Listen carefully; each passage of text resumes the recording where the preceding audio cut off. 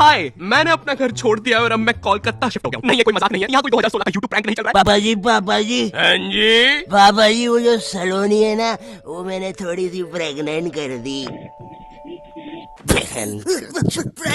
पापा जी प्रैंक है। मैंने अपनी लाइफ में कभी सोचा भी नहीं था कि मैं कोलकाता आऊंगा। भाई, मुझे कोलकाता के बारे में बस रविन्द्रनाथ टैगोर जी के बारे में पता था। कितने महान आर्टिस्ट थे यार वो। उनके जमाने में भी लोग ऐसे तुच्छ से कमेंट करते थे। रविन्द्रनाथ टैगोर की आपकी रीसेंट कविता में तो मजा ही नहीं है। मेरे को लगता पहले आप बढ़िया कर रहे थे, अब तो पता नहीं क्या है। सही सही बोलूं तो वी वांट ओल्ड RNTG में। बाकी आई एम अनसब्सक्राइबिंग फॉर नाउ। यही चीज होती है जब मैं भी कुछ नया ट्राई करने जाता हूँ। कुछ लोग आ जाते हैं, we want old not your type back, old not your type दो ना। अरे ऐसे तो फिर मैं कुछ नया ट्राई कर ही नहीं पाऊंगा, इसलिए ये बंद करो। और आज से we want new not your type के कमेंट्स आने चाहिए। और सिर्फ मुझे नहीं, बाकी यूट्यूबर्स को भी यही कमेंट आने चाहिए। उन्हें भी न्यू नॉट योर टाइप बनने पे मजबूर कर दो। मुझे तुम्हारी पावर जाननी है कि तुम कितनी फालतू चीज वायरल कर सकते हो। खैर, बैक टू कोलकाता। भाई, कोलकाता में मेरे लिए दोस्त बनाना बहुत मुश्किल हो रहा है। यहाँ सबसे बड़ी प्रॉब्लम लैंग्वेज की है, क्योंकि यहाँ मेजोरिटी लोग बंगाली के अलावा कुछ बोलते ही नहीं है। अरे अभी तो बुढ़ फाड़ी ना की।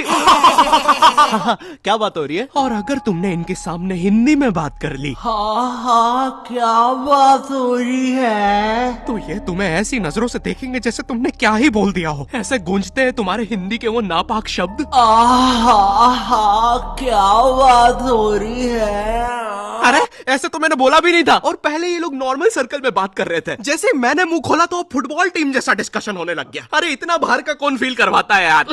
ये लोग मेरे सामने झुक के मेरी कैसे मार रहे हैं। और एक तो कोलकाता में लैंग्वेज के कारण मेरे इतने पैसे उड़ रहे हैं। भाई, मुझे कोई भी आके स्कैम कर लेता है। मुझे 20 रुपए की चीज 200 में बेची जा रही है। फॉरेनर जैसा स्कैम हो रहा हूँ मैं यहाँ पर। बंगाली सीखना छोड़ो, यहाँ फॉरेनर जैसा स्कैम होते होते मेरी हिंदी भी खत्म होते जा रही है। मैं दुकानों पे अब सामान ऐसे मांगता हूँ। नमस्ते भैया, ये कितने का बिच है? थोड़ा ठीक ठीक स्कैम करिएगा। हमेशा आपके यहाँ से ही स्कैम होते हैं। वैसे भैया, आपने उस फॉरेनर को क्यों स्कैम नहीं किए? अरे क्योंकि वो फॉरेनर नहीं, बिहारी है, वो हमें स्कैम करते हैं। और एक तो मैं जब से कोलकाता आया हूँ, मुझे पता नहीं क्यों मेरे मध्य प्रदेश के दोस्त कॉल करके अजीब अजीब सी चीजें बताते रहते हैं। ओ भाई, तेरे को पता है अपने सन्नी की बहन विकास के साथ भाग गई? हाँ क्या? अरे लेकिन अपने सन्नी ने दोनों को ढूंढ के पलटा दिया रातों रात। जेल में अभी सन्नी। ले बात कर। एक सेकंड, जेल? ए कोलकाता है मजे, नहीं तो हमको देखो ये जेल में मिक्सचर नमकीन खा रहे रोटी के साथ। ले रहे ये मिक्सचर भी एक्सपायरी करनी है, इतनी खाना, इज्जत ही नहीं भाई की। और तू देखना रे बाबा, कोलकाता में बालों से जादू हो जाते हैं, नहीं तो अपने चाचा जी लंगड़े हो गए थे। लेकिन अपने चाचा जी की तो बाल ही नहीं थे। अरे तो झाट उखाड़ लियो कि मेरे को क्या पता रे, भूख लग रही इधर की जगह। ला रे वो गणिया एक्सपायरी मिक्सचर खा पी के खत्म करूँ। और भाई, कोलकाता का मौसम, यहाँ इतनी सी बारिश होती नहीं है, पूरा कोलकाता डूब जाता है। और फिर उस डूबे हुए कोलकाता में करंट भी फैल जाता है। न्यूज में आ रहा है पानी में करंट फैल जाने के कारण हुई 25 मौतें। मुझे लगा 25 लोग मर गए। फिर मैंने नाव से जाके देखा तो पता चला मरा एक ही बंदा था। वो बस बार बार पानी में झटका खा के जिंदा हो जा रहा था। तो टेक्निकली वो एक ही बंदे की 25 मौतें हुई है। और भाई, कोलकाता में एक तो इतनी पतली पतली गलियां है। यहाँ मैं लड़ाई जीतने के बाद भी पतली गली से निकल के आता हूँ। एक तो जो मुझसे हारा है वो साला मेन रोड पे रहता है, तो अब वो वहाँ चौड़ा हो रहा है।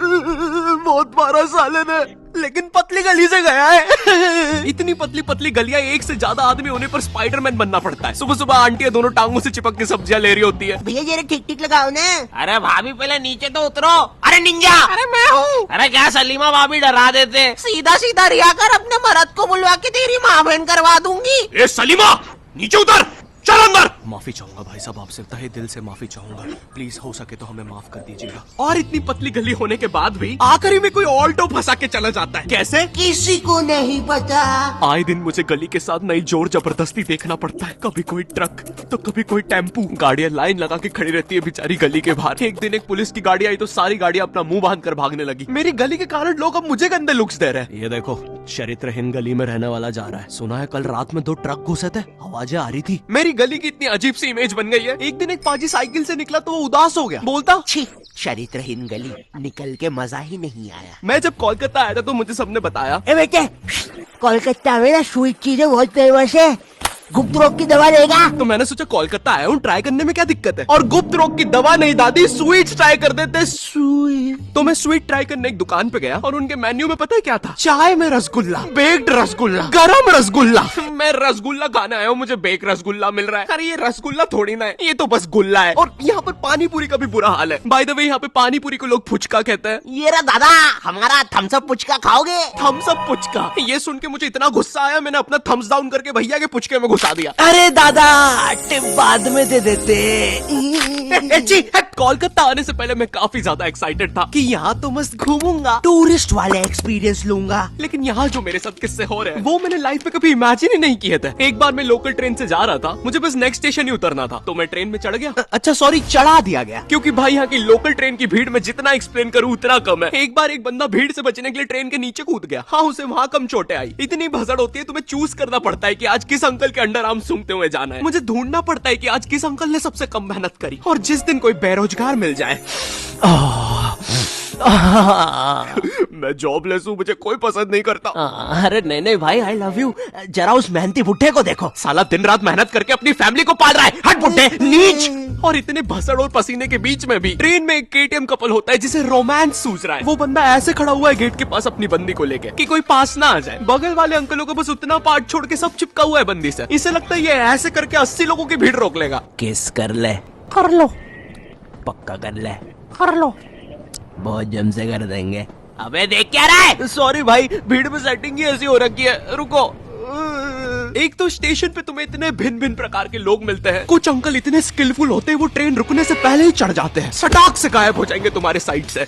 वो ट्रेन तो रुकने भी नहीं वाली थी, उसमें कैसे चढ़ गया ये? 8:05 पे आने वाली ट्रेन में 8:03 पे अंदर बैठे मिलते हैं। इनका ऑरा इतना ज्यादा, स्टेशन वाले ट्रेन अनाउंसमेंट रोक के इनका थीम सॉन्ग चला देते हैं। भीड़ है, डंग डंग डंग डंग डंग डंग डंग डंग डंग डंग। कभी ट्रेनों के बीच से निकल जाएंगे, कभी चलती ट्रेन से उतर के ट्रेन को ही हरा देंगे। आधे लोग तो ट्रेन में चढ़ते भी इसे देखने के लिए कि ये साला इतनी जल्दी जा किधर रहा है, कहीं उधर अच्छे दिन तो नहीं आ गए। पर फिर वो उन्हें भी चकमा देकर दूसरी ट्रेन में कूद जाता है। बेचारे दो क्यूरियस बंदे उसके पीछे जाने के चक्कर में ट्रेन में आ जाते हैं, और जो लोग उसके पीछे पहुंच भी जाते हैं उन्हें वो स्टेशन और जगह नहीं पता चलती, क्योंकि अभी भी अनाउंसमेंट में अंकल का थीम सॉन्ग चल रहा है, डंग डंग डंग डंग डंग। लेकिन मैं कुछ भी बोलूं, कोलकाता जितनी कलरफुल सिटी, जितना कल्चर यहाँ पर है उतना इंडिया में कहीं पर भी नहीं है। और यहाँ का सबसे बड़ा फेस्टिवल दुर्गा पूजा, भाई ये जितना ब्यूटीफुल होता है उतना केओटिक भी। इसकी स्टार्टिंग में लोग तुम्हारे घर पे चंदा मांगने आते हैं। ये रहा दादा 10,000 टोको।